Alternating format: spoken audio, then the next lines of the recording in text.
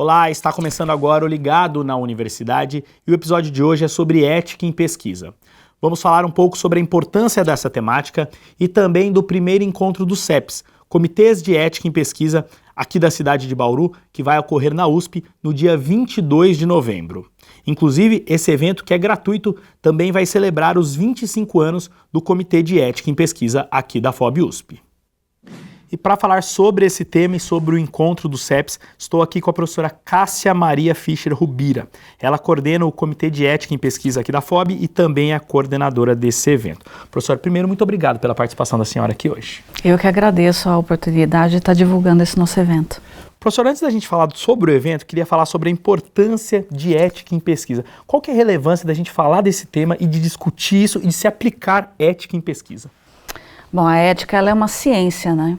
E quando se fala em pesquisa, ela tem que regular também esse modus operandi da pesquisa.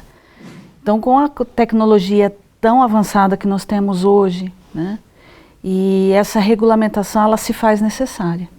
Então, as análises das pesquisas pelos comitês de ética faz com que, no final, o participante da pesquisa, que é a linha mestra, né, da pesquisa, sem ele não existe pesquisa, seja protegido. Então, a ética na pesquisa, ela trabalha justamente nisso daí. Todos os membros que compõem esse comitê, eles estão voltados exatamente na proteção desse participante. Então, desde o Brasil, desde quando foi a primeira normativa, em 1996, até os dias atuais, com a lei que foi promulgada esse ano, essas normativas e diretrizes vão norteando exatamente as atividades de pesquisa em cada comitê, dependendo da natureza desse comitê. Então, nós temos comitês mais voltados para a área da saúde, como que é o nosso caso aqui na FOB-USP, e também outros CEPs daqui de Bauru, mas também tem CEPs com natureza mais voltada para humanas. Então, o intuito final é exatamente isso, regulamentar e proteger esse participante para a finalidade fim do pesquisador, que tem uma pergunta que ele quer responder, e também orientá-lo nessa atividade fim, promovendo a beneficência para esse participante, a autonomia desse participante, que ele não faça nada coercitivamente, né? Que são os pilares da bioética, né? A autonomia, que a pessoa faça de uma forma voluntária, a beneficência, minimizando ao máximo os riscos dessa pesquisa e garantindo os benefícios máximos, né, que ele puder proporcionar, e diminuir, né, o máximo também dos riscos que essa pesquisa pode proporcionar, a não maleficência, né? Então, a beneficência e a não maleficência é importante, e a justiça e a equidade. Então, são os pilares da bioética. Então, isso tem que ser levado em conta quando nós discutimos a ética em pesquisa. Quando a gente às vezes vê algum produto, principalmente estética, né, parece aquele selinho lá, esse produto não foi testado em animais. Os comitês, essa ética, ela também se aplica a animais ou só a seres humanos? Isso é analisado também para animais, para seres humanos? Como que funciona? As comissões de ética para animais existe também. Ela também tem um caráter normativo, diretrizes específicas para o cuidados nos animais, praticamente com as mesmas diretrizes do humano, né? Mas esse especificamente é regulamentado por uma lei atual agora, que é a 14.824, que foi promulgada esse ano, que ela promulga exatamente o Sistema Nacional de Ética, né? Que substitui um pouco o Conselho Nacional de Ética em Pesquisa, o CONEP, o qual gerencia todos os CEPs, né, no Brasil, mas também existe a Comissão de Ética em Uso de Animais, o qual também eu sou a presidente. Então, existe sim uma normativa para o uso dos animais. Professor, esses comitês de ética em pesquisa, quais órgãos? Todo órgão que faz pesquisa precisa ter um comitê? Se ele faz pesquisa em humanos, sim. Então, basicamente são as universidades, né? Mas os institutos, empresas farmacêuticas, hospitais. Então, todos esses órgãos, né? Órgãos não governamentais também, Então, todas essas unidades, elas sim podem criar um CEP, entrando nesse sistema CONEP-CEP, né? Que hoje agora vai ser esse Sistema Nacional de Ética no Brasil. Então, sim, é permitido. E quem que compõe geralmente esse CEP? É só a comunidade interna? Por exemplo, aqui a gente tem o CEP da FOB. É só a gente da FOB que compõe o CEP ou não? Até a comunidade externa pode participar também? Não, não é só a comunidade interna. Então, isso é exatamente, para você criar um CEP, você precisa cumprir umas certas normativas, inclusive dos membros. Então, não pode ser somente membros internos, né? Então, nós temos sim, em proporção, né?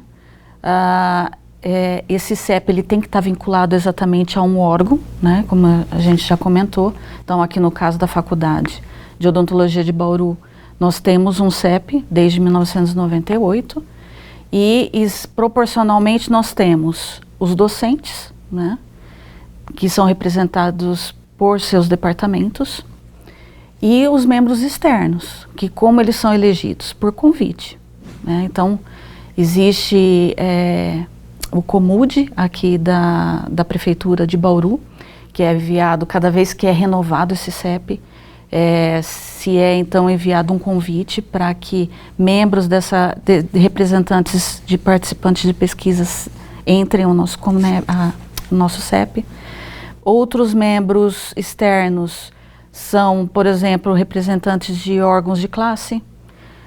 Nós temos já há mais de 20 anos uma profissional do direito, né, que faz parte desse CEP nosso.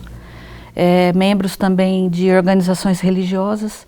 Então, a cada vez que é feita essa renovação, nós temos esse convite a órgãos, por exemplo, a dioceses, a pastorais, a outras religiões que queiram participar, né? Nós também temos um padre que está conosco há mais de 20 anos. Então, são pessoas que fazem parte do histórico desse CEP, né? E esses representantes de pesquisa, eventualmente nós temos médicos, né, que fazem então essa representação desses participantes de pesquisa. Hoje nós temos um membro que participa da área da saúde da prefeitura, que é uma dentista. Então, assim, isso é renovado a cada vez que o CEP ele tem um tempo, né? Normalmente são triênios. E cada vez que é renovado, então, esses membros também são trocados. É bem heterogêneo, então. Sim. Ele tem que ter essa característica multidisciplinar, né? Porque abordando pessoas com vários temas, né, de expertises, vai colaborar exatamente na análise daquela pesquisa, né? Certo. Professora, a senhora citou então o CEP da FOB, né? 1998 foi criado, né? 25 anos. Basicamente está se completando. O evento ele vai também celebrar essa jornada, essa trajetória. Queria que a senhora falasse um pouquinho sobre esse CEP que a senhora coordena hoje. Falar um pouquinho da história desse CEP, da importância desse CEP. Eu coordeno hoje, né, esse CEP desde 2023. Então, quer dizer, eu venho aí já participando como membro, né, em outras portarias, em outras comissões desse mesmo CEP. Então, eu tenho predecessores, né, outros docentes que fizeram parte desde 1998. Então, quer dizer, a ética em pesquisa, ela se iniciou no Brasil baseada basicamente em normativas internacionais, como o Código de Nuremberg, a Declaração de Helsinki. Então, em 1996, nós temos um marco, que é a Resolução de 1966. E a partir daí, então, em 1998, a FOB ela institui, e nós passamos, então, por vários coordenadores. Ao total, são 9 portarias, né, com o coordenador e vice-coordenador, e esses membros também, de professores, docentes e membros externos, sendo renovado a cada vez que essa portaria ela é trocada. Então, esse evento, ele é um marco, né, é uma boda de prata que ela tem que ser comemorada. E, lógico, a comunidade ela tem que ser convidada também para participar. Professora, todas essas pesquisas, basicamente todas, após esse 1998, todas elas passaram pelo CEP. Todas as pesquisas que a gente vê aí, muitas na mídia, que ganharam prêmios, todas elas passaram pelo CEP. Sim, todas elas tiveram com o caráter anônimo, é lógico, dos pareceristas, mas eles tiveram sim análises pelo Comitê de Ética em Pesquisa, uma vez que foram feitos em humanos, né? O CEP, ele apenas dá o parecer favorável ou desfavorável, ou ele também dá sugestões para adaptar? Olha, se você fizer por aqui, aí sim. Como que funciona esse trabalho quando vocês discutem e olha, ó, aqui tem um problema, ou apenas é favorável ou não? No Brasil existe uma plataforma, né, o qual o CONEP gerencia. Então, quer dizer, toda a documentação ela vai para esse sistema. Então, não só o CEP tem esses documentos que pertencem ao pesquisador e são anonimizados de uma certa forma, né? E analisados, então, baseado em sigilo pelo Comitê de Ética. Então, ele uma vez analisado e tendo os pareceres favoráveis, né, na grande maioria sempre vai ser favorável com algumas pendências. Nossa. Raras às vezes são uma pesquisa que tem um caráter desfavorável. Entendi. Então ele vai ser analisado, discutido pelo colegiado, né, pelos membros. Sempre esse projeto passa por um parecerista, o qual ele vai fazer a leitura e depois ser discutido em reunião. Então essas reuniões elas ocorrem mensalmente. E então eu como coordenadora, eu tenho o professor Rogério também como vice. Então na minha ausência ele me substitui. Então nós discutimos o caráter aonde é a pendência desse projeto. Aí nós, então, via plataforma, se é então devolvido para esse pesquisador ajustar de acordo com as necessidades, ele tem um prazo para fazer isso, e a partir daí então se retorna na próxima reunião, é rediscutido ou não, ou simplesmente ele é aprovado. Entendi, tem essa possibilidade de reformar ali os pontos que não estavam em concordância. Sim. Ok, professora, vamos fazer um breve intervalo, voltamos já já falando sobre ética em pesquisa no Ligado na Universidade.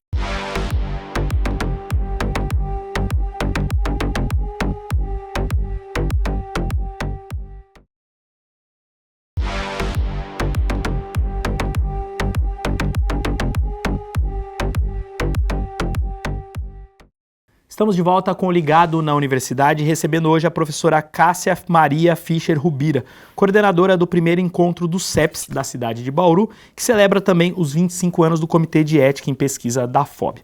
Professora, quais CEPS vão estar reunidos neste primeiro encontro?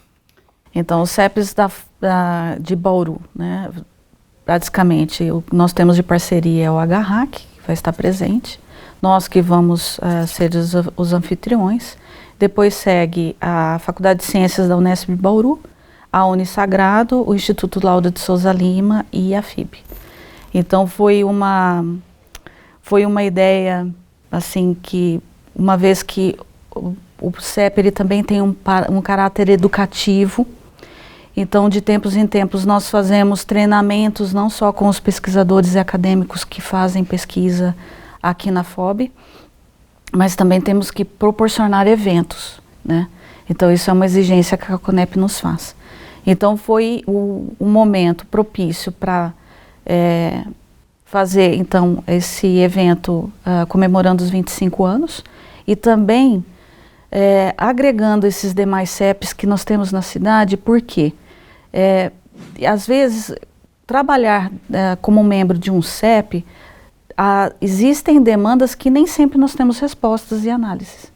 Então, isso também faz com que ajude os demais colegas, Uma né? troca de experiências. Exatamente. Ali, né? Então, eu enviei um e-mail para todos esses coordenadores que prontamente me responderam e também deram as sugestões.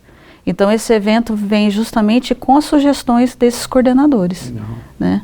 E aí podemos, então, utilizando os recursos nossos, trazer esses convidados para, então, estar nos treinando, né? Que é exatamente o objetivo desse evento. Professora, ele é um evento gratuito, né? Sempre bom ressaltar. Mas qual que é o público-alvo do encontro? É apenas quem participa de CEPs ou também podem ser pesquisadores que queiram conhecer um pouco mais do funcionamento?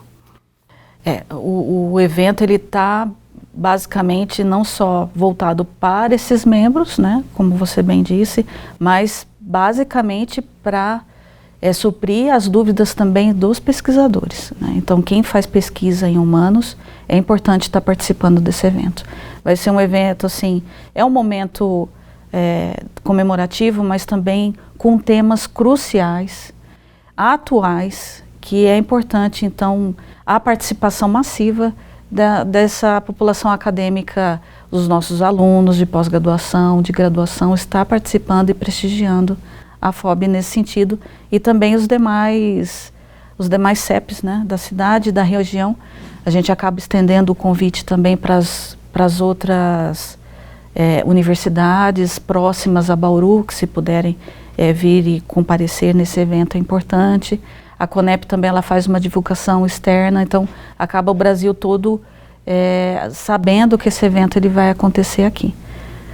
E é legal também, né, professora, ressaltar porque aqui às vezes as pessoas falam, pô, faculdade de odontologia, então vai ser um evento ali para as pesquisas de odontologia ou da fono, da medicina, e não, né, professora, todas as pesquisas que envolvem humanos, pesquisadores, eles podem participar, né? Sim, ele está voltado exatamente para a população acadêmica, né, então as pessoas que fazem pesquisa em humanos, né, não só na área de saúde, mas também vai envolver temas que abordam as humanas.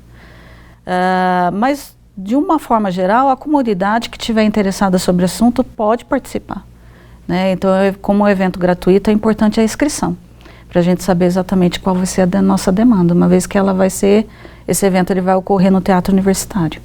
A senhora falou sobre os temas importantes. Vamos falar um pouquinho, destrinchar um pouquinho essa programação. A conferência de abertura ela aborda ética na participação da população vulnerável em pesquisa. Por que o foco nessa população vulnerável, professora? Então, a vulnerabilidade ela ocorre em muitas comunidades, né? Então, aqueles que estão à margem ou que estão, de uma certa forma, que o Estado ele não, ou a própria família ela não coordena novamente. Os idosos é um problema, né? Os indígenas também e outras comunidades mais. Então, essa população que é vulnerável, eu lembrei agora dos imigrantes, que também é um problema, né? Eles largam o seu país de origem para vir aqui. Então, como é um grupo que se tem um cuidado a mais, né? Essa expertise desse professor que está vindo, um professor de Direito, ele vai trazer exatamente esse tema para nós, que foi uma demanda de um dos coordenadores do CEPS de Bauru. Legal. Então, a coordenadora do Instituto Lauro de Souza Lima foi a que sugeriu o nome do professor Pedro, e ele vai estar esclarecendo aí exatamente como abordar exatamente uma pesquisa em população vulnerável, qual ela seja, né? Então, é importante ter essa proteção do participante que é considerado vulnerável, né? Então, essa pesquisa que vai ser realizada nessa população, ela é eticamente aceitável ou não, né? Vai beneficiá-lo ou vai causá-lo malefício? Então, isso é importante estar sempre analisando, né? E o treinamento dos membros do CEP é fundamental nesse sentido. Professora, depois tem um tema mais amplo que vai ser abordado, né? Reflexão sobre a ética em pesquisa. Que tipo de reflexão essa discussão está propondo? Então, o professor Arnaldo, ele é um médico, ele é vinculado à CONEP. Então, ele é um membro o qual nós... todos os eventos que envolvem, né, o CEP, ele, por norma, né, nós trazemos alguém da CONEP para falar, né? Então, ele é um convidado da CONEP que vai estar abordando exatamente essa reflexão para nós, né? Então, é exatamente uma análise bem ampla, né, uma discussão que eu acredito que seja profícua, uma vez que ele é membro titular, né, dessa comissão e também do Conselho Nacional de Saúde, então traz as novidades também desse órgão central que gerencia todos os CEPs do Brasil. Então é uma informação importante que o professor ele vai acabar refletindo conosco. Tem bastante bagagem então para falar. Sim. Professora, por fim, tem uma pauta aí que está praticamente em tudo, um tema muito recente, está praticamente em tudo, que é proteção de dados e inteligência artificial. O que isso tem a ver com ética em pesquisa, professora? Então, a inteligência artificial ela veio para ficar, né? Na academia, nas universidades, isso já vinha com um certo tempo, né? Uma vez que nós publicamos os artigos e para evitar plágio, etc., já existe, né, ferramentas de inteligência artificial que te auxilia nisso. E agora a inteligência está praticamente na população, né, no dia a dia. Então, são ferramentas que podem, na grande maioria, nos beneficiar, mas também causar malefício, né? Então, nós estamos trazendo o Alessandro, que também foi uma indicação nossa aqui para discutir. Ele é um administrador, ele tem esse expertise exatamente em lei de proteção de dados. Ele faz essa consultoria para empresas, né? Então, ele vai trazer um pouco o que tem exatamente sobre esse assunto para nós no evento, né? Então, o Alessandro ele vai acabar encerrando o nosso evento com chave de ouro, uma vez que o tema ele está extremamente atual. Eu acredito que essa questão tanto da inteligência quanto da proteção de dados é muito fundamental, né, professor? Porque vocês estão lidando aí com dados muito importantes dessas pessoas, né, que participam das pesquisas. Então, precisa... E teve também as alterações, né, a LGPD, né, que mudou muita coisa, e também é uma oportunidade de atualização também, né? Sim, as normativas dos comitês de ética sempre abordaram o sigilo dos dados dos participantes de pesquisa. Então, a LGPD, quando ela veio, ela reforçou isso daí. Então, na realidade, o pesquisador ele sempre tem que ter esse cuidado, né? O sigilo dos dados sensíveis, do que ele pode, ele precisa ter a anuência, o consentimento do participante de pesquisa do que ele vai abordar dos seus dados, né? Então, o termo de consentimento livre esclarecido, ele é tudo numa pesquisa. Então, o participante de pesquisa, ele precisa saber exatamente do que está sendo extraído dos seus dados sensíveis, né? Dos seus dados primários, que a gente chama. Daí eu acho que ressalta ainda mais a importância daquela palestra de abertura que lida com população vulnerável, né? Como esclarecer isso para esse participante, né? Exatamente. Professor, ainda dá tempo de se inscrever no evento? Sim, o nosso evento será no dia 22. Nós teremos aí praticamente até 2 dias, se encerrando até o dia 20, para nós termos aí uma administração do número de pessoas. Contamos aí com a presença da comunidade científica, mas também de interessados da região. Estão convidados a virem, né? Será aqui na Alameda Otávio Pinheiro Brizola, na Faculdade de Odontologia de Bauru, no Teatro Universitário. E o evento ele vai se iniciar das 8h30 e ele vai se encerrar por volta das 17 horas, com intervalo para almoço. Então, assim, são temas atuais. Vai ter aí, eu acho que o acesso ao link para as inscrições, elas são gratuitas. O evento ele será presencial com direito a certificado, né, para os inscritos e vindo presencialmente ao evento, mas o evento ele também será transmitido via YouTube pelo nosso canal da FOB, mas sem interação, né, só será apenas transmitido. Professora, eu queria agradecer a senhora pela entrevista, parabenizar pelo trabalho no CEP, pela organização do evento. Muito obrigado, professora. Muito obrigado e agradeço a oportunidade. O Ligado na Universidade de hoje fica por aqui, esperamos que tenham gostado e até a nossa próxima edição.